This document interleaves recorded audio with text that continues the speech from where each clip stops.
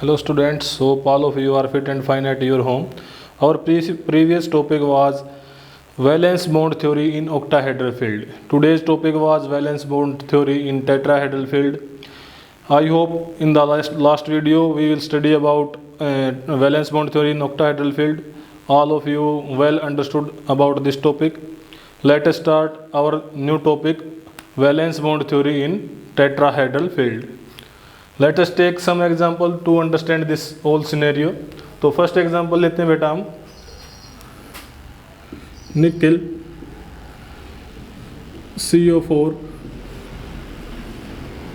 Zero oxidation state, निकल निकल CO carbonyl compound बेटा है, कार्बोनिल लिजेंड है निकल CO4 और पूरे के पूरे जो ये हमारा कॉम्प्लेक्स है इसके ऊपर जीरो चार्ज है। हमने जो टोटल हाइब्रिडाइजेशंस पढ़ी थी उसमें sp3 d2 d2 sp3 sp3 dsp2 dsp3 ये 5 हाइब्रिडाइजेशंस पढ़नी है। तो इन दो के एग्जांपल हम ऑक्टाहेड्रल फील्ड में कर चुके थे बेटा। अब तीसरा जो sp3 हाइब्रिडाइजेशन dsp2 और dsp3 ये 3 हाइब्रिडाइजेशंस जो हमारी रिमेनिंग है हम इनके एग्जांपल्स लेते हैं। तो फर्स्ट ऑफ ऑल निकल CO4 zero oxidation state. All of you know that निकल एटॉमिक नंबर कितना होता है इसका 28। हमारा जो पहला काम है वो क्या है, इसकी हमने इलेक्ट्रॉनिक कन्फिग्रेशन लिखनी है। तो निकल 28 आप इलेक्ट्रॉनिक कन्फिग्रेशन लिखें, इसकी आर्गन 18 यहाँ तक आपको लिखने की कोई ज़रूरत नहीं है। इसके बाद 3D8 4s2। अब निकल जीरो ऑक्सीडेशन स्टेट में है, निकल के ऊपर अगर आप चार्ज निकालेंगे, इसकी ऑक्सीडेशन स्टेट निकालेंगे, कॉम्प्लेक्स के ऊपर जीरो ऑक्सीडेशन है, तो अगर आप निकल की ऑक्सीडेशन स्टेट निकालने की कोशिश करेंगे, ये जो हमारा CO लीजेंड है ये क्या होता है न्यूट्रल, इसके ऊपर कोई चार्ज नहीं है, तो निकल की ऑक्सीडेशन स्टेट भी क्या आएगी बेटा, जीरो आएगी। हम क्या करते हैं, ड्रॉ करते हैं हमारे d ऑर्बिटल्स, इसके बाद 4s 4p 3d orbitals 4s 4p। आप इलेक्ट्रॉन फिल करें। सबसे पहले अकॉर्डिंग टू हंट्स रूल सभी के सभी डिजेनरेट ऑर्बिटल अनपेयर्ड रहेंगे। इसके बाद हमारी क्या होगी, पेयरिंग शुरू होगी 5 6 7 और 8। इसके बाद 4s2। अब CO4 कितने लीजेंड्स है हमारे पास, 4। तो वैलेंस बॉन्ड थ्योरी के जो पोस्टुलेट थे उसके अकॉर्डिंग क्या था बेटा कि हमें जितने हमारे पास लीजेंड्स होंगे एटम को उतने ही एम्प्टी ऑर्बिटल्स प्रोवाइड करवाने पड़ेंगे। तो हमारे पास यहाँ पर 3 एम्प्टी ऑर्बिटल्स हैं। चौथा एम्प्टी ऑर्बिटल अब हमें तब प्रोवाइड होगा जब ये 4s इलेक्ट्रॉन्स यहाँ आए और पेयर अप हो जाएं। तो CO क्या करेगा, इनको यहाँ से यहाँ भेज के पेयर अप करवा देगा। इसके बाद क्या होगा, हमारा जो अगला आप फिर से 5 ऑर्बिटल बनाए, ये जो 2 इलेक्ट्रॉन थे ये यहाँ से 3D में आ जाएंगे और पेयरिंग कर देंगे भाई। अब एम्प्टी ऑर्बिटल्स हमारे पास 4s और 4p, एक CO यहाँ अटैच हो जाएगा, एक यहाँ अटैच हो जाएगा, एक यहाँ अटैच हो जाएगा, एक यहाँ अटैच हो जाएगा। हाइब्रिडाइजेशन जो हमारी रहेगी, S का सिर्फ एक ऑर्बिटल यूज हुआ है, P के 3 ऑर्बिटल यूज हुए हैं। sp3 हाइब्रिडाइजेशन, sp3 हाइब्रिडाइजेशन की शेप रहती है टेट्राहेड्रल।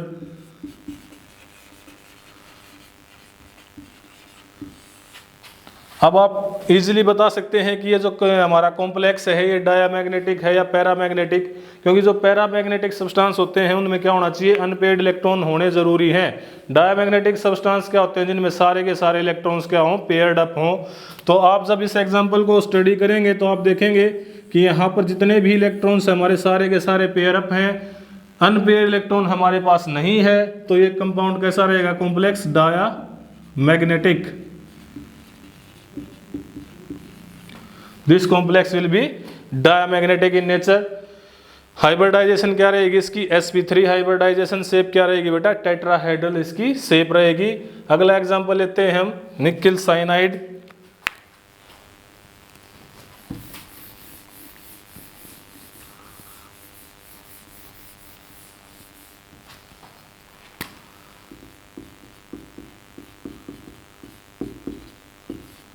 टू नेगेटिव सबसे पहले हम क्या करेंगे, निकल के ऊपर ऑक्सीडेशन स्टेट निकालते हैं, इसको एज्यूम करेंगे X। Cn जो है हमारा ये एक एनायन है, एनायनिक लीजेंड है, तो -4, क्योंकि इसके ऊपर -1 चार्ज होता है, 4 हमारे पास लीजेंड्स हैं, -4 = 0 की तरफ हम इसको रख देंगे -2। X की जो वैल्यू आएगी हमारे पास -2 + 4 X + 2। निकल की जो ऑक्सीडेशन स्टेट आई है हमारे पास 2 पॉजिटिव। तो सबसे पहले हम क्या करेंगे, निकल का एटॉमिक नंबर हमारे पास होता है 28, आप इसको लिखें। आर्गन 18 तक आपको लिखने की कोई ज़रूरत नहीं है। इसके बाद 3d8 4s2, यहाँ पर आप फिर से 3d के ऑर्बिटल ड्रॉ करें, इसके बाद 4s के ऑर्बिटल ड्रॉ करें, फिर 4p के ऑर्बिटल्स ड्रॉ करें। 3d 4s 4p इलेक्ट्रॉन्स को फिल करें आप अकॉर्डिंग टू हंट्स रूल। सबसे पहले अनपेयर्ड होंगे, इसके बाद हमारी पेयरिंग शुरू होगी। अब ऑक्सीडेशन स्टेट देखें, निकल की 2 पॉजिटिव यानी 2 इलेक्ट्रॉन्स लेस, 2 इलेक्ट्रॉन 4s से चले जाएंगे, हमारे पास क्या रहेगा भाई, निकल 2 पॉजिटिव 28। फिर से 3d के ऑर्बिटल ड्रॉ करें आप। 4s से इलेक्ट्रॉन्स चले गए हैं क्योंकि निकल 2 पॉजिटिव आयन है। अब 4p 4s 3d electrons fill करें।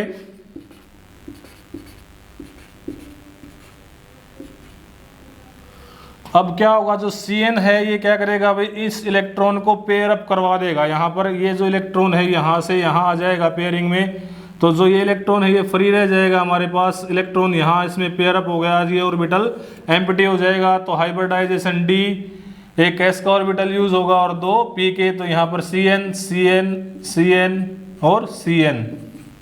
हाइब्रिडाइजेशन रहेगी हमारी DsP2।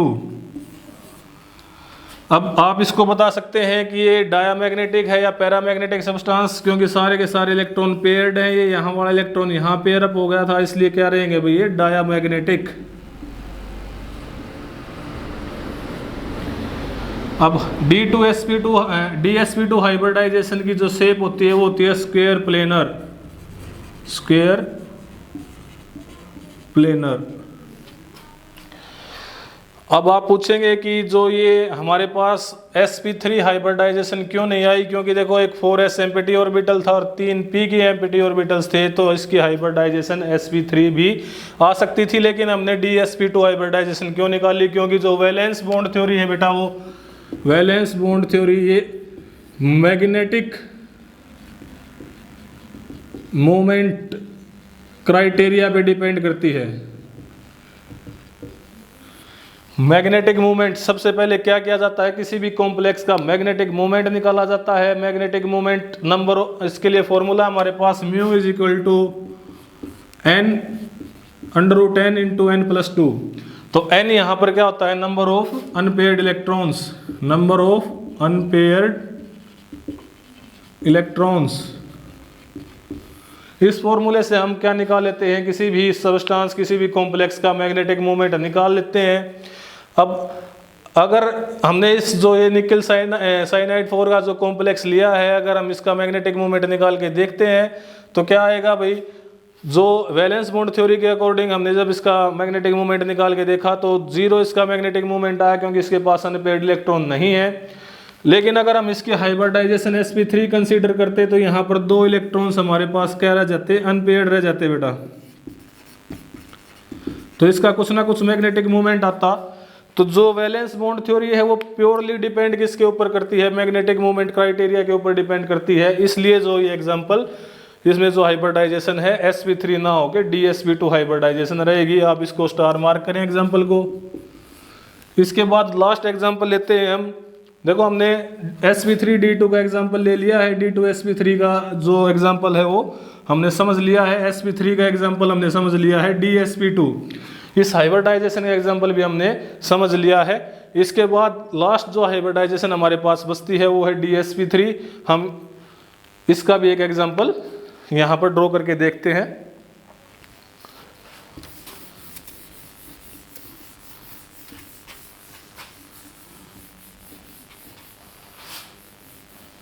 अब हमारे पास कॉम्प्लेक्स है आयरन FeCO5,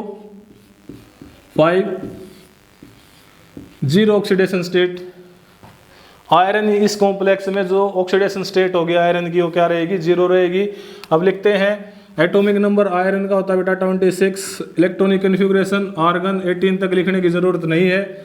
26 में से अगर आप 18 माइनस करते हैं तो 8 बचता है, 3d6 4s2। आप ड्रॉ करें ऑर्बिटल्स 3d के, इसके बाद 4s और 4p के, 4p 4s 3d, electrons fill करें 1 2 3 4 5 6, इसके बाद s2 में। अब क्या होगा, जो CO है ये क्या करेगा भाई, यहाँ से इलेक्ट्रॉन्स को पेयर अप करवाने की कोशिश करेगा, तो मैक्सिमम पेयरिंग करवाएं। इस कॉम्प्लेक्स में क्या करेंगे आप, मैक्सिमम पेयरिंग। तो मैक्सिमम पेयरिंग करेंगे तो ये जो इलेक्ट्रॉन्स हैं पहले से पेयर अप हैं, 2 इलेक्ट्रॉन ये यहाँ है तो ये क्या करेंगे, यहाँ पर पेयर बनाएंगे। ये 2 इलेक्ट्रॉन ये भी पेयर बना लेंगे, हमारे पास एक d का ऑर्बिटल जो है वो खाली हो जाएगा, s एम्प्टी हो जाएगा और p के जो ऑर्बिटल्स हैं ये एम्प्टी पहले से ही थे। तो जो हाइब्रिडाइजेशन रहेगी हमारी dsp3, हमारी हाइब्रिडाइजेशन क्या है बेटा, dsp3। dsp3 हाइब्रिडाइजेशन रहेगी हमारी। आप ये देखेंगे जो कॉम्प्लेक्स है वो डायमैग्नेटिक है या पैरामैग्नेटिक, सारे के सारे इलेक्ट्रॉन्स पेयर्ड अप हैं, सारे के सारे इलेक्ट्रॉन्स पेयर्ड अप होने की वजह से कॉम्प्लेक्स क्या रहेगा हमारा, डायमैग्नेटिक।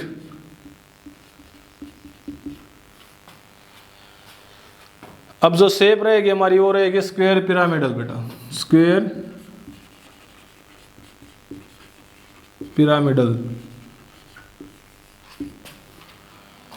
तो sp3d2 dsp3 ये तो हमारी शेप रहेंगी octahedral, sp3 tetrahedral, dsp2 square planar, dsp3 हमारी जो शेप रहेगी वो स्क्वायर पिरामिडल। तो सभी के हमने एक एक एग्जांपल ले लिए हैं। इसके बाद जो ये थ्योरी हमारी रही है इसके हम ड्रॉबैक्स पढ़ते हैं। वैलेंस बॉन्ड थ्योरी के सब हमने एग्जांपल्स जो थे वो सारे के सारे आपको करवा दिए हैं। इसके बाद जो ड्रॉबैक्स और जो लिमिटेशंस हैं इस वैलेंस बॉन्ड थ्योरी की वो अब हम स्टडी करते हैं। तो जो सबसे पहला सिग्निफिकेंस या जो इसकी इंपॉर्टेंस थी वो क्या थी कि ये मैग्नेटिक मोमेंट क्राइटेरिया है जो हमारा उसके ऊपर डिपेंड करती थी। तो इसके ड्रॉबैक्स के बारे में स्टडी करते हैं बेटा। फर्स्ट ड्रॉबैक क्या रहेगा इसका, जो ये वैलेंस बॉन्ड थ्योरी थी ये एक्सप्लेन नहीं कर पाई। why some complexes are inner orbital complexes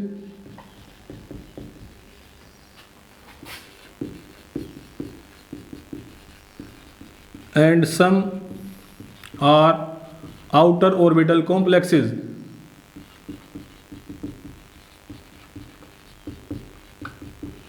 Examples: CONS36 3 positive, COF6 3 negative. Out of two, one is inner orbital complex and other is outer orbital complex, but this theory does not explain why some complexes are inner orbital complexes and some are outer orbital complexes. Second example, let us take an example.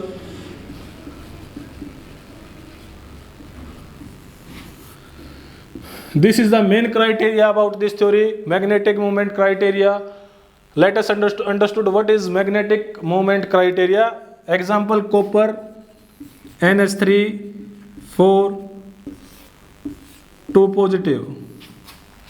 इस example से समझते हैं क्या ये magnetic moment criteria को follow करती है या वैसे ही इन्होंने कह दिया कि ये जो वैलेंस बॉन्ड थ्योरी है ये प्योरली डिपेंड करती है मैग्नेटिक मोमेंट क्राइटेरिया के ऊपर। कॉपर का एटॉमिक नंबर होता है बेटा हमारे पास 29।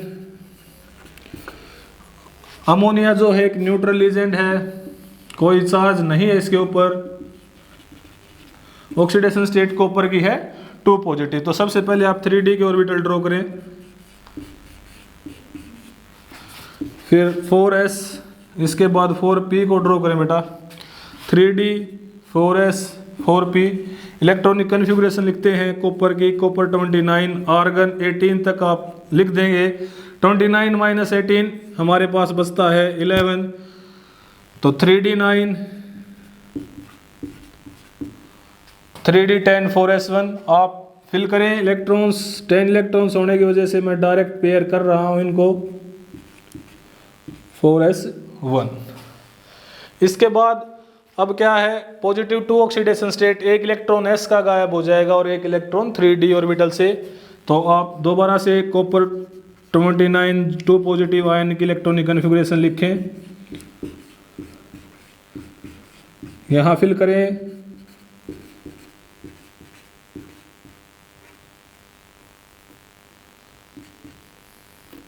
और एस एम्प्टी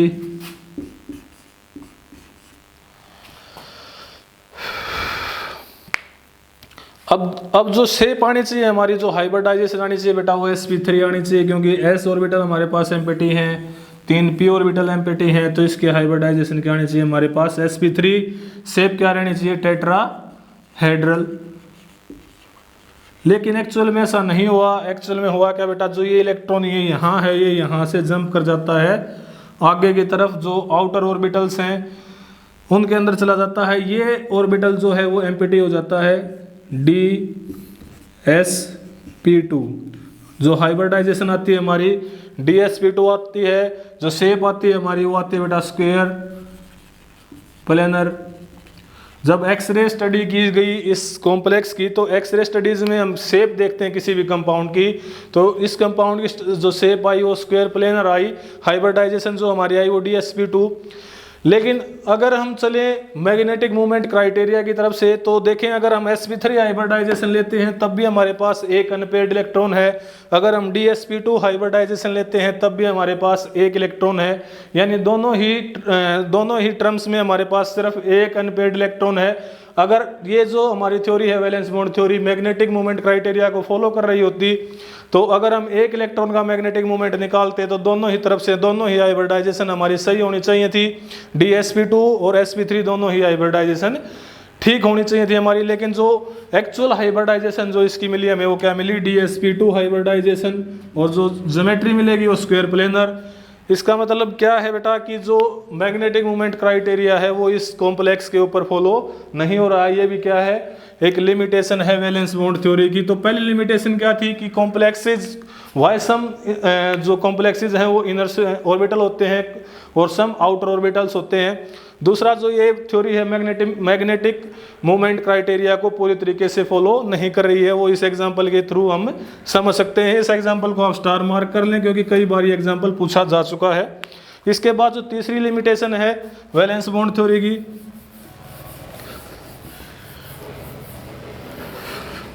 थर्ड लिमिटेशन, ये कलर और स्पेक्ट्रा, कलर एंड स्पेक्ट्रा, किसी भी कॉम्प्लेक्स का कलर और स्पेक्ट्रा एक्सप्लेन नहीं कर पाई, डिड नॉट एक्सप्लेन। कलर और स्पेक्ट्रा किसी भी कॉम्प्लेक्स का, ये जो वैलेंस बॉन्ड थ्योरी थी हमारी, ये एक्सप्लेन नहीं कर पाई। Did not tell about strength of legends, कि कुछ लीजेंड्स तो पेयरिंग करवा देते हैं, कुछ लीजेंड्स पेयरिंग इलेक्ट्रॉन्स की नहीं करवा पाते, वो डिपेंड करते हैं उनकी स्ट्रेंथ के ऊपर। लेकिन वैलेंस बॉन्ड थ्योरी उनकी स्ट्रेंथ के बारे में कुछ भी नहीं बता पाई। फिफ्थ जो हम इसका लिमिटेशन थी thermodynamic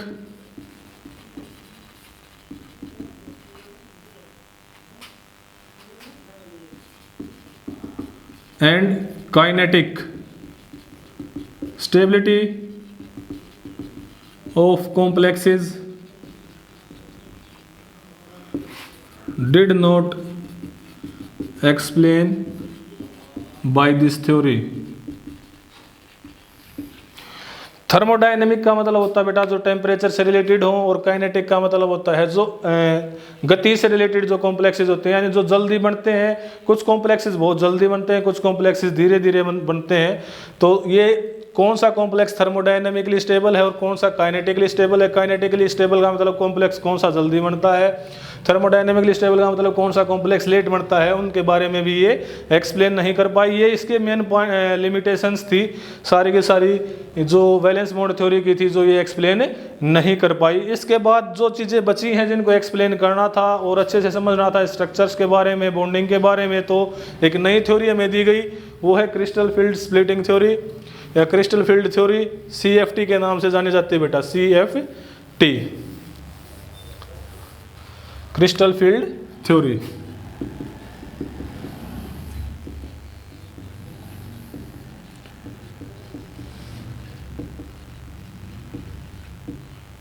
Hope students, all of you understood the previous topic, valence bond theory and its limitations. If you have any doubt about this theory and its limitations, please send me your doubts on my WhatsApp number. I will totally help about your doubts. Thank you beta.